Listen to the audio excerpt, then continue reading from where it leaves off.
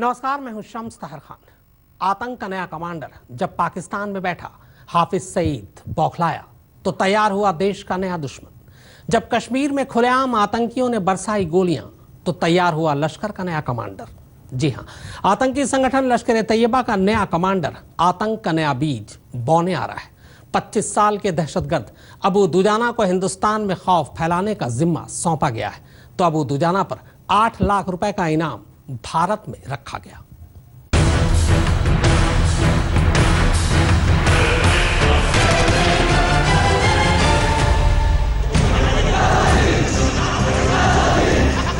एक नौजवान शहीद हुआ है, उसका नाम है अबुल कासिम। जिहाद भी जारी रहेगा, ये बंद होने वाली चीजें नहीं। लश्कर ने भर्ती किया हिंदुस्तान का नया दुश्मन।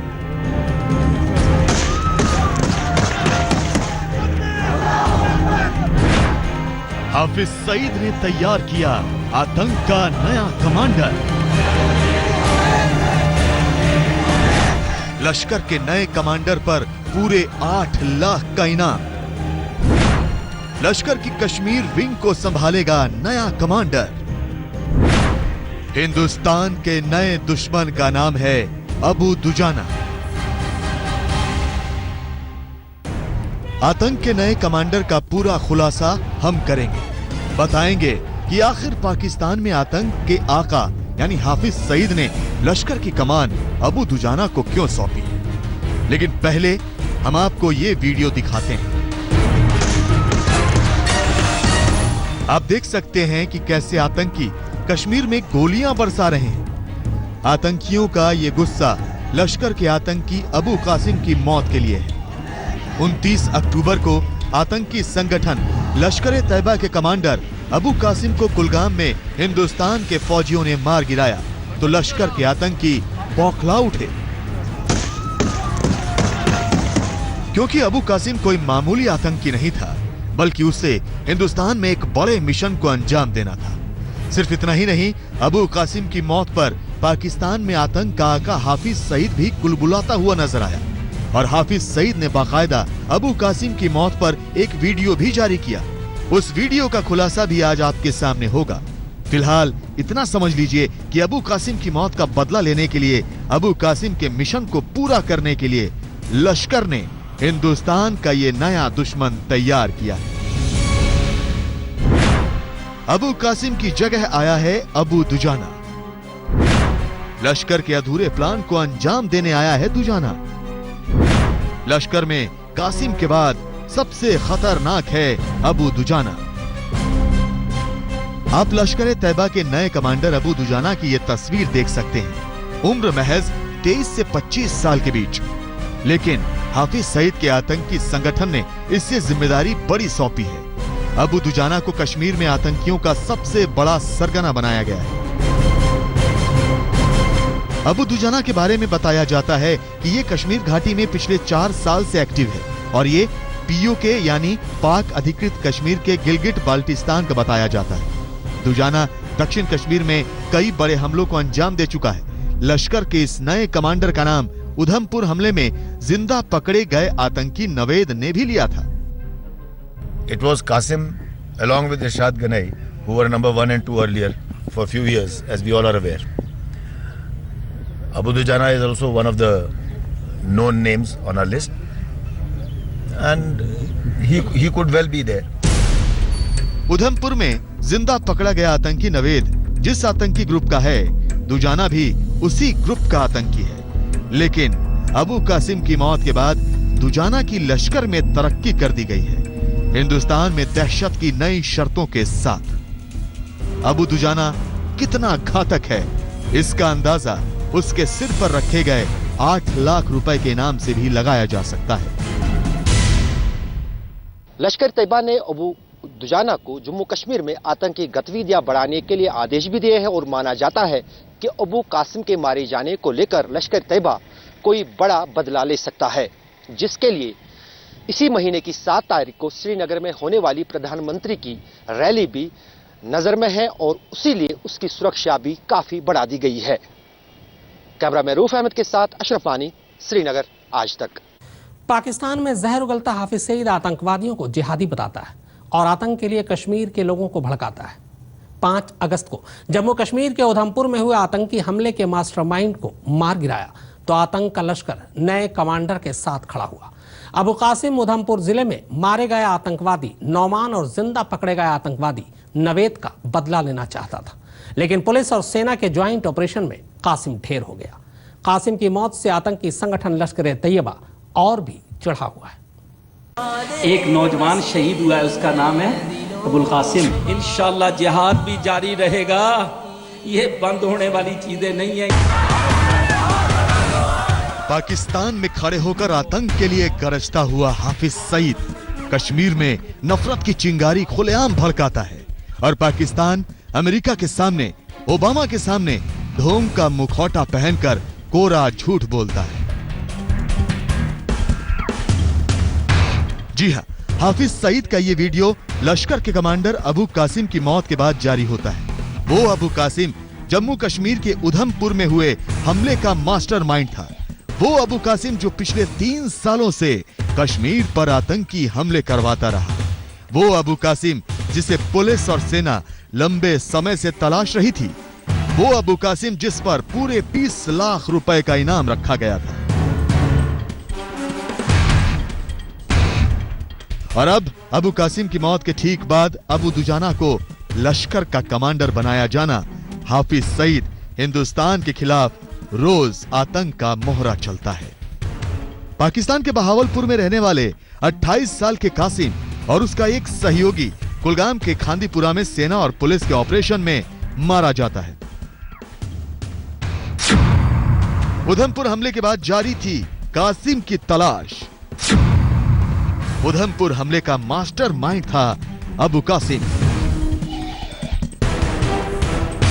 5 अगस्त 2015 की सुबह बीएसएफ की बस जिस वक्त जम्मू श्रीनगर नेशनल हाईवे से गुजर रही थी, अचानक 2 आतंकवादियों ने बीएसएफ के जवानों की इस बस पर आतंकी हमला बोल दिया। हथियारों से लैस आतंकी बस पर AK-47 से गोलियां बरसाने लगे तो हैंड ग्रेनेड भी फेंकने लगे। आतंकी बस के अंदर दाखिल होना चाहते थे, लेकिन बीएसएफ के जवानों की तरफ से भी जवाबी फायरिंग होने लगी।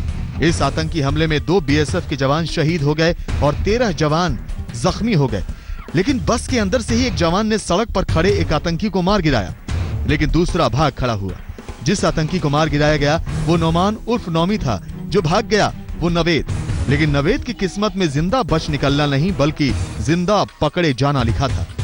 जिन निहत्थे गांव वालों को बंधक बनाकर वो भागना चाहता था, उन्हीं गांव वालों ने उसके मंसूबों को नाकाम कर दिया और आतंकी नवेद को जिंदा दबोच लिया गया। अब लश्कर का कासिम, नौमान और नवेद का बदला लेने के लिए मचलने लगा। पाकिस्तान में बैठे आतंक के आका अबू कासिम को बदला लेने का हुक्म देने लगे और कासिम अपने मिशन पर लग गया। आतंक की जिस ब्रिगेड को अबू कासिम कश्मीर में चला रहा था, उसके साथ अबू दुजाना भी था, लेकिन कासिम की किस्मत में भी मरना लिखा था। अबू दुजाना लश्कर तैयबा के कमांडर अबू कासिम का दायां हाथ भी माना जाता था। जिस दिन अबू कासिम को मारा गया उस दिन अबू दुजाना भी उसके साथ था और वो उस मुठभेड़ में निकलने में कामयाब हुआ। उधमपुर में हुए हमले के बाद से ही पुलिस और सेना कासिम की तलाश में शिद्दत से जुटी थी। 20 लाख रुपए का इनाम भी कासिम पर रखा गया था। बताया जाता है कि कासिम जम्मू कश्मीर पुलिस के काउंटर टेररिज्म विभाग के सर्वश्रेष्ठ पुलिस अधिकारियों में शुमार अल्ताफ अहमद की हत्या में भी शामिल था। और जैसे ही एक दिन कासिम के कुलगाम में छुपे होने की खुफिया जानकारी मिली, 29 अक्टूबर की रात को ही अभियान शुरू हो गया। पहले तो गांव का घेराव किया गया और जब कासिम ने सुरक्षा घेरे को तोड़ने की कोशिश की, इसी दौरान वो मारा गया। अबू कासिम का मिशन अधूरा था और लश्कर हिंदुस्तान में अपनी दहशत फैलाना चाहता था। लिहाजा उसी विंग के आतंकी अबू दुजान को लश्कर का नया कमांडर बना दिया गया। हिंदुस्तान के नए दुश्मन के तौर पर, कश्मीर में नई दहशत के तौर पर। अशरफ वानी, श्रीनगर आज तक।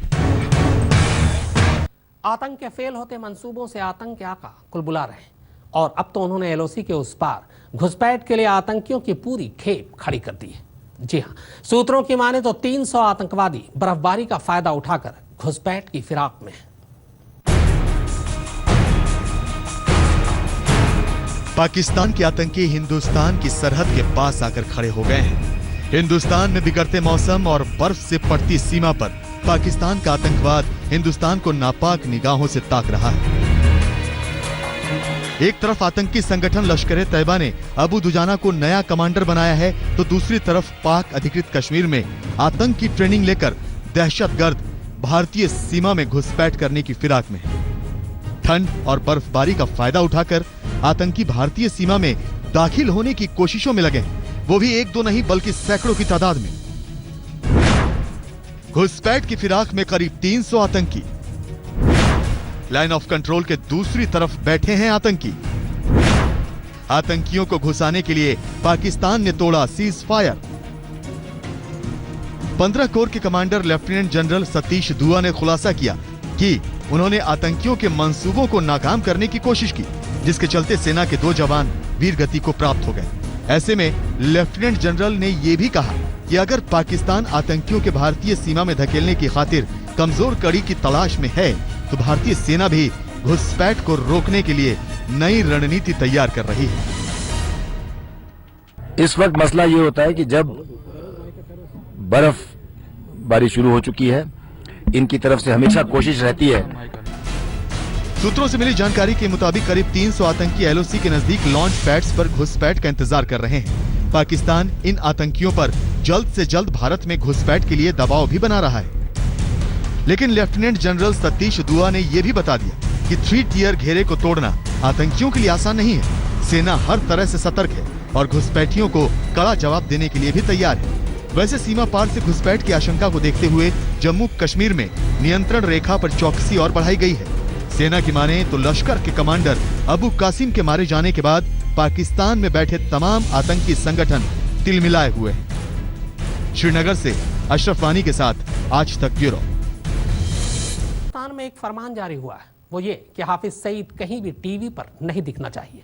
इसे अमेरिका की पाकिस्तान को फटकार बताया जा रहा है, लेकिन क्या वाकई पाकिस्तान अपनी हरकतों से बाज आएगा? पाकिस्तान का 2 मुहा चेहरा बार बार दिखाई पड़ता है।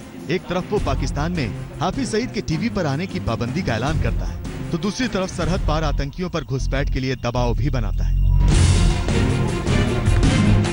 पाकिस्तान को जिस दिन से अमेरिका ने तगड़ी झाड़ लगाई है, वो ये भी दिखाने की कोशिश कर रहा है कि पाकिस्तान आतंक का पनाहगार नहीं है, जबकि ये बात खुद ओबामा भी जानते हैं और अमेरिकी विदेश मंत्री जॉन कैरी भी।